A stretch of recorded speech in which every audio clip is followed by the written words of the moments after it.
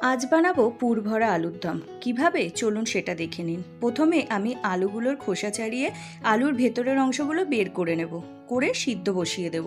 তারপর একটা পেস্ট বানিয়ে নেব, যাতে আদা, কাঁচা লঙ্কা, জিরে, কাজু বাদাম, কিশমিশ আর খানিকটা পোস্ত দিয়ে। তারপর আমি সেদ্ধ করে রাখা আলুগুলো কড়াইতে তেল দিয়ে নুন আর হলুদ দিয়ে ভালো করে ভেজে তুলে রাখবো।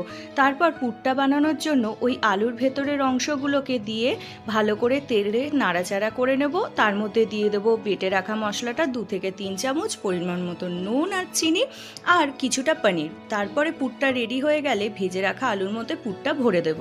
তারপর গ্রেভিটা বানানোর জন্য আমরা কড়াইতে তেল দিয়ে তেজপাতা, শুকনো লঙ্কা ফোড়ন দিয়ে বাটা মশলাটা দিয়ে দেবো, আর তার মধ্যে দেবো পরিমাণ মতো নুন, চিনি আর হলুদ। ভালো করে কষিয়ে নিয়ে পরিমাণ মতন জল দিয়ে দেবো। জলটা ফুটে গেলেই ভেজে রাখা আলুগুলো দিয়ে দিলেই রেডি আমাদের পুর ভরা আলুর দম। ভিডিওটা ভালো লাগলে সাবস্ক্রাইব